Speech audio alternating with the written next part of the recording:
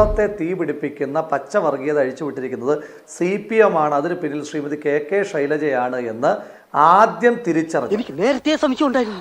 എന്നിട്ട് നീ എന്തേ നേരത്തെ പറഞ്ഞില്ല?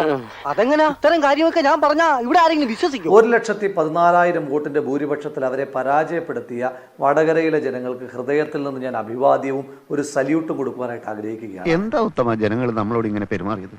അതെ, ഒരു പാർട്ടിയിലും പെടാത്ത നിഷ്പക്ഷമതികളായ കുറെ ജനങ്ങളുണ്ടല്ലോ. ഇത് ഞാൻ വടകരയിലെ ജനങ്ങൾ എന്ന് പറയുമ്പോൾ അതിനകത്ത് CPM അനുഭാവികൾ വരും. കാരണം CPM അനുഭാവികളായിട്ടുള്ള ആളുകൾക്ക് പോലും ഈ ദുഷ്പ്രചരണത്തിൽ പ്രയാസം ഉണ്ടായതുകൊണ്ടാണ് ഇന്ന് മുതൽ നിന്റെ പോക്കറ്റങ്ങൾക്ക് കൂട്ടി നിൽക്കുന്ന ഏർപ്പാട് ഞാനും നിർത്തി. എന്റെ ഉള്ളിലുണ്ട് സത്യവും ധർമ്മവും നീതിയും ദാഹിക്കുന്ന ഒരു മനസ്സ്. ശ്രീമതി KK ശൈലജ കഴിഞ്ഞ തവണ മന്ത്രിയായി പ്രതിനിധാനം ചെയ്ത കൂത്തുപറമ്പ് മണ്ഡലം, ആ കൂത്തുപറമ്പ് മണ്ഡലത്തിൽ ശ്രീമതി KK ശൈലജ 10,000 വോട്ടിനാണ് പുറകിൽ പോകുന്നത്. 39,000 വോട്ടിന് തൊട്ടു മുമ്പത്തെ നിയമസഭാ തെരഞ്ഞെടുപ്പിൽ ഭൂരിപക്ഷം ഉണ്ടായിരുന്ന തലശ്ശേരി നിയോജകമണ്ഡലത്തിൽ 8,000 വോട്ടിന് മാത്രമാണ് ശ്രീ ഷാഫി പറമ്പിൽ പുറകിൽ പോകുന്നത്. യാഥാർത്ഥ്യമാണെന്ന് എനിക്ക് വിശ്വസിക്കാനാവുന്നില്ല. അപ്പോൾ CPMന്റെ പോക്കറ്റുകളിൽ പോലും CPM നടത്തിയ വ്യാജ പ്രചരണങ്ങളെ വടകരയിലെ ജനത രാഷ്ട്രീയത്തിന് അതീതമായി അത് തള്ളിക്കളഞ്ഞിരിക്കുന്നു എന്നുള്ളതിന്റെ ഏറ്റവും പ്രകടമായ ഉദാഹരണമാണ് ഇവിടെ സംഭവിച്ചിരിക്കുന്നത്. ശ്രീ അനിൽകുമാർ അദ്ദേഹത്തിന്റെ യുക്തിയിൽ അദ്ദേഹം ശ്രീ VD സതീശനെ പ്രതിയാക്കണം എന്ന് പറഞ്ഞു. ശ്രീ VD സതീശനെ പ്രതിയാക്കണമെന്ന് പറയുന്ന യുക്തിയിലാണ് എങ്കിൽ എന്തുകൊണ്ടാണ് ശ്രീമതി KK ശൈലജ ഈ വിഷയത്തിനകത്ത് പ്രതി ചേർക്കാത്തത്? ഞാനൊരു കാര്യം പറയാനായിട്ട് ആഗ്രഹിക്കുന്നു. ഈ CPMനകത്ത് ഏറ്റവും അധികം ജെന്യുവിനിറ്റി ഇല്ലാത്ത നേതാക്കന്മാരിൽ ഒരാൾ ശ്രീമതി KK ശൈലജയാണെന്ന് ഒരിക്കൽ കൂടി തെളിയിക്കുന്നു. സംശയിക്കരുത്. അപ്പൊ അവർക്ക് PR ഏജൻസികളും മാധ്യമങ്ങളും എല്ലാം ചാർത്തി കൊടുത്തിരിക്കുന്ന കരുതൽ അത് സ്വയംഭൂവായിട്ടുള്ള കരുതലാണ്. അവർക്കിനോട് മാത്രമേ ആലോചിച്ചിട്ടൊരു പിടുത്തം കിട്ടുന്നില്ല. എന്തൊക്കെയാ നടന്നത്? ഒരു സെൽഫ് സെൻട്രിക് ആയിട്ടുള്ള ഒരു പൊളിറ്റീഷ്യനാണ് ശ്രീമതി KK ശൈലജ. ഒന്ന് ആലോചിച്ച് നോക്കൂ, ഇന്ന് പോലും ശ്രീമതി KK ശൈലജ KKയിലധികം തള്ളി പറഞ്ഞിരിക്കുന്നു. അങ്ങനെ പറയരുത് സാർ. പിന്നെ എങ്ങനെ പറയണം? ഞാൻ നമ്മുടെ പാർട്ടിയുടെ ഇമേജ് വർദ്ധിപ്പിക്കാൻ വേണ്ടി ആലോചിക്കുമ്പോൾ ഈ സ്ക്രീൻഷോട്ട് പ്രചരിപ്പിച്ചിരിക്കുന്ന KKയിലധികെ ശ്രീമതി KK ശൈലജ പൂർണ്ണമായി തള്ളി പറഞ്ഞിരിക്കുന്നു. അവളുമായിട്ടുള്ള ബന്ധം ഒഴിയാൻ വരാൻ ഞാൻ തയ്യാറാണ്. അപ്പോൾ ആ ചെളി തന്റെ ശരീരത്തിലേക്ക് പതിയേണ്ട ചെളി മുഴുവൻ KKയിലധികയുടെ ശരീരത്തിലേക്ക് തള്ളിവിട്ടു. ഈ സ്ക്രീൻഷോട്ട് വ്യാജമാണെന്ന് അറിഞ്ഞിട്ടും അതിനെ ഉദ്ധരിച്ചുകൊണ്ട് പിറ്റേ ദിവസം തെരഞ്ഞെടുപ്പ് നടക്കുന്ന ദിവസം ഏതായാലും ഇങ്ങനെയൊക്കെ ആയി നമ്മൾ തമ്മിൽ വർത്താനം പറഞ്ഞ് അങ്ങോട്ടും ഇങ്ങോട്ടും തെറ്റിയിട്ട് കാര്യമൊന്നുമില്ല. ഞാൻ ചിലതൊക്കെ തീരുമാനിച്ചിട്ടുണ്ട്. ജനങ്ങളുടെ മാൻഡേറ്റിനെ അട്ടിമറിക്കാൻ വേണ്ടിയിട്ട് അത് ക്യാരി ചെയ്യുന്ന ശ്രീമതി KK ശൈലജ എന്തുകൊണ്ടാണ് എനിക്കൊരു തെറ്റുപറ്റി എന്ന് പറയാൻ തയ്യാറാകാത്തത്? പറയണോ? കുഴപ്പമാവില്ലേ? പറയാതിരുന്ന അതിനും കുഴപ്പമാവില്ലേ? അപ്പൊ അതുകൊണ്ടാണ് ഞാൻ പറഞ്ഞത് ഇത്രയും ജെനുവിനിറ്റി ഇല്ലാത്ത സെൽഫ് സെൻട്രിക് ആയിട്ടുള്ള ഒരു പൊളിറ്റീഷ്യനാണ്. ഇത് പങ്കുവച്ച നമ്മുടെ പോരാളി ഷാജി അല്ല, ഇപ്പൊ പോരാളി അബ്ബാസ് പറഞ്ഞു ഒടുവിൽ കുറ്റസമ്മതം നടത്തി അല്ലേ? അബ്ബാസിന്റെ പുതിയ ചിത്രമൊക്കെ ഇട്ടിട്ടുണ്ട്. സത്യത്തിൽ അബ്ബാസിന്റെ ചിത്രമല്ല, ആ ബാത്റൂം ഈ ഇതൊക്കെ ഉദ്ദേശിച്ചിരിക്കുന്ന ഹാർപ്പിക്കുവാണല്ലോ.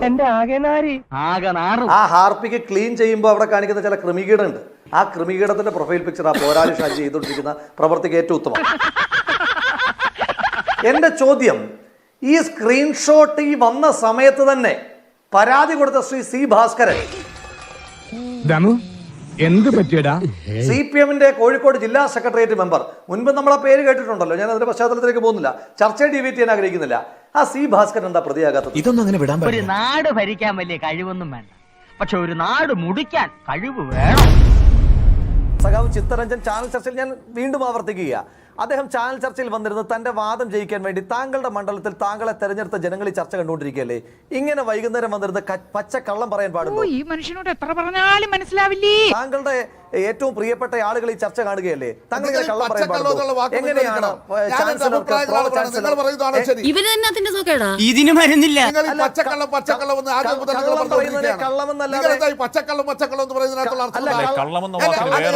ലോകത്ത് പല കള്ളുടിയന്മാരെയും കണ്ടിട്ടുണ്ട്, പക്ഷെ ഇതുപോലെ ഒരു ആദ്യമായിട്ടാ കാണുന്നത്. രാത്രി മനുഷ്യനെ കിടന്ന് ഉറങ്ങാനും സമ്മതിക്കത്തില്ല. ഞാൻ ചോദിച്ചോട്ടെ, ഖാദർ മങ്ങാട് എന്ന് പറയുന്ന ആളുകൾ നിങ്ങൾ വൈസ് ചാൻസലർ ഒറ്റയാളുടെ പേരല്ലേ നിങ്ങളുടെ സെർച്ച് കമ്മിറ്റി കൊടുത്തത്?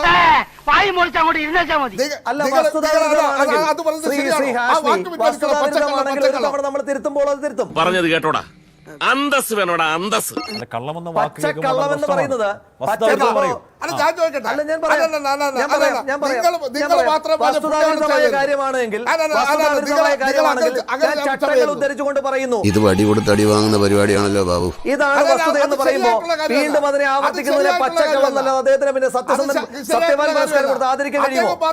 അദ്ദേഹത്തിന് സത്യവാൻ പുരസ്കാരം കൊടുത്ത് ആദരിക്കാൻ കഴിയുമോ? കഴിയില്ല. മനുഷ്യനെ നാണം കെടുത്താനായിട്ട് ഓരോ കോമാളി വേഷോട്ടോണ്ട് ഇറങ്ങിയിരിക്കുക.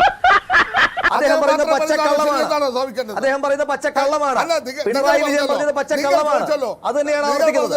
ഗോപിനാഥ് രവീന്ദ്രന്റെ യോഗ്യത എന്താണ് നിങ്ങൾ ഈ ചോദിച്ചു? ഒന്ന് മണപ്പിക്കുമ്പോഴേക്കും ആരുടെയെങ്കിലും ഒക്കെ പുറത്ത് കുതിര കയറാൻ തുടങ്ങുന്ന അസുഖം ഉണ്ടല്ലോ, അത് നിങ്ങൾക്ക് ഈയിടെ വളരെ കൂടുന്നു. നിങ്ങൾ ബിന്ദു എന്ന് പറയുന്ന മന്ത്രിയെ നിങ്ങൾ ആക്ഷേപിച്ചു. നിങ്ങൾ ആ മന്ത്രിയെ കുറിച്ചും അദ്ദേഹത്തിന്റെ അവരുടെ ഭർത്താവിനെ കുറിച്ചും ഒക്കെ നിങ്ങൾ പറഞ്ഞില്ലേ? ഇത് നേരെ ചൊവ്വ പോകുന്ന ലക്ഷണില്ല. വ്യക്തിപരമായി എന്താ ആക്ഷേപമാ? വ്യക്തിപരമായി സഖാവ് ബിന്ദുവിനെതിരെ ഞാൻ ഉന്നയിച്ച ആരോപണം അവർ പ്രൊഫസർ എന്ന ടാഗ് ഉപയോഗിച്ചു. അവർക്ക് യോഗ്യതയില്ലാതെ ഞാൻ ഉന്നയിക്കുന്ന ആരോപണമാണോ? അത് ശരി. അവരുടെ വൈസ് പ്രിൻസിപ്പൽ തസ്തിക ഞാൻ ഉന്നയിക്കുന്ന ആരോപണമാണോ? അവരുടെ വൈസ് പ്രിൻസിപ്പൽ തസ്തിക ഞാൻ ഉന്നയിക്കുന്ന ആരോപണമാണോ? വ്യക്തിപരമായി എന്ത് ആരോപണമാണ് ബിന്ദുവിനെതിരെ വ്യക്തിപരമായി എന്താ ആക്ഷേപിച്ചത്? വസ്തുതാവിരുദ്ധമായി എന്ത് കാര്യമായി ആക്ഷേപമായിട്ട് പറഞ്ഞത്? അതിന് തന്നാരും വിളിച്ചില്ല. വിളിച്ചു തന്നെയല്ലേ എങ്ങനെയാ ആവശ്യത്തെ കാര്യങ്ങൾ ഇടപെടുത്താ? അല്ല നിങ്ങൾ പറഞ്ഞു അതിന്റെ വിഷയമല്ലെന്ന് ഞാൻ പറഞ്ഞല്ലോ. മന്ത്രിയായി നിങ്ങളുടെ പാർട്ടിയിലുള്ള അഭിപ്രായ വ്യത്യാസങ്ങൾ ഉണ്ടായിരുന്നു.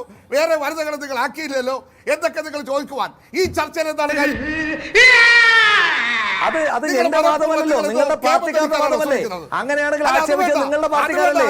തൃശ്ശൂരുള്ള നിങ്ങളുടെ സഖാക്കന്മാരല്ലേ ആക്ഷേപിച്ചത്? കഷ്ടമാണിത്. ഞാൻ കടിച്ചു പിടിച്ച് ക്ഷമിച്ച് ജീവിക്കണം. നമ്മുടെ വിഷയം അതല്ല, നമ്മുടെ വിഷയം അതല്ല. ആ വേല കയ്യിൽ നിൽക്കട്ടെ. ശ്രീ ഹാഷ്മി, ഇതിനകത്ത് നീ നന്നാവില്ല. അത് താൻ പറഞ്ഞിട്ട് വേണോ ഞാൻ അറിയാൻ? ശരി, അങ്ങനെ പറയുന്നില്ല. രാഹുൽ വിഷയത്തിലേക്ക് വരും. ചിത്തരഞ്ജൻ ഇല്ല, ഞാൻ ഏത് ചട്ടമാണെന്ന് പറഞ്ഞാൽ രാഹുലിന്റെ വായടയും. ഏത് ചട്ടമെന്ന ചോദ്യത്തിന് മറുപടി കൊടുത്താൽ രാഹുൽ പിന്നെ മിണ്ടില്ല. രാഹുൽ പറഞ്ഞു പൂർത്തിയാക്കും. ഓഹോ, കളി പഠിച്ചിട്ട് വന്നിരിക്കുകയാണല്ലേ? ചിത്തരഞ്ജൻ വളരെ വിനയത്തോടു കൂടി പറയട്ടെ. ചാൻസലർക്ക് പ്രോ ചാൻസലർ ഈ ഗവൺമെന്റ് അവരുടെ അഭിപ്രായമാണ് കൊടുത്തിരിക്കുന്നത്. തീരുമാനിക്കാം. അതിനുള്ള അധികാരവും അവകാശവും ഉണ്ട്. അധികാരാവകാശം ഇല്ല. അതാണ് പറയുന്നത്. താങ്കളൊരു MLA അല്ലേ, അങ്ങനെ കത്ത് കൊടുക്കാൻ കഴിയില്ല എന്നറിയില്ലേ? ലോകത്തെവിടെയെങ്കിലും കേട്ടുണ്ടോ? നിങ്ങൾ പറഞ്ഞല്ലോ കോടതി കത്ത് കൊടുക്കാൻ കഴിയില്ലെന്ന് താങ്കൾക്ക് അറിയില്ലേ? കോടതിയിൽ പറഞ്ഞോളാം. ഏതാ നിന്റെ രാജ്യം? കോഴിക്കോട്. കുതിരവട്ടമല്ലല്ലോ. അങ്ങനെ കത്ത് കൊടുക്കാൻ കഴിയില്ലെന്ന് താങ്കൾക്ക് അറിയില്ലേ? താങ്കൾ ഒരു MLA അല്ലേ? പിന്നെ സഖാവ് ചിത്തരഞ്ജനോട് വളരെ ഏത് സാഹചര്യം എന്ന് പറഞ്ഞാൽ ചാൻസലറും പ്രോ ചാൻസലറുമായിട്ടുള്ള ഇടപാടുമായിട്ടാണ്. എന്താ അമ്മായി ഇത് ഇവിടെ ഇങ്ങനെയാ? സർവകലാശാല നിയമനത്തിൽ ചാൻസലർക്കും പ്രോ ചാൻസലർ ഇടപെടാനുള്ള ഒരു അധികാരവും ഇല്ല. ഞങ്ങൾക്ക് പറയുന്നത് മനസ്സിലാവുന്നത് എന്താണ്? അങ്ങനെ ഒരു അധികാരവും ഇല്ല. മനസ്സിലാക്കി കളഞ്ഞല്ല. പിന്നെ ഒരധികാരവുമില്ല. ഇതുകൊണ്ടാണ് ഹാഷ്മി ഞാൻ പറഞ്ഞത് ഇദ്ദേഹം പച്ചക്കള്ളം പറയുകയാണ്. അതൊക്കെ നാട്ടുകാർക്ക് അറിയാവുന്ന കാര്യം അല്ലേ? ആദ്യമേ വിനയത്തോടു കൂടി ഞാൻ ഒരു കാര്യം പറയട്ടെ. സഖാവ് ചിത്തരഞ്ജനോട് വേല കയ്യിൽ വെച്ചാൽ മതി എന്നൊക്കെ പറഞ്ഞ് വരട്ടാൻ ശ്രമിച്ചു. ലാത്തിയുടെ ചൂടറിഞ്ഞാൽ അവൻ പഠിക്കൂ. മരിച്ചെന്ന് കരുതിയിടത്തുനിന്നും ഉയർത്തെഴുന്നേറ്റവനാണ് ഞാൻ.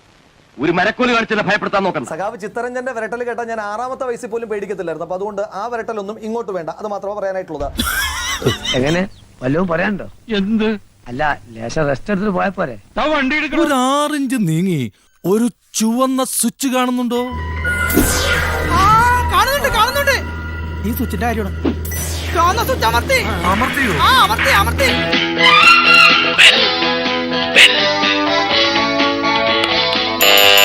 Thank you. ഈ ഉപകാരം മറന്നാലും ഞാൻ മരിക്കില്ല. ഇതൊക്കെ എന്ത് ഉപകാരം. അപ്പോ നാളെ നേരത്തെ തന്നെ ഇങ്ങോട്ട് എത്തണം കേട്ടോ? ശരി.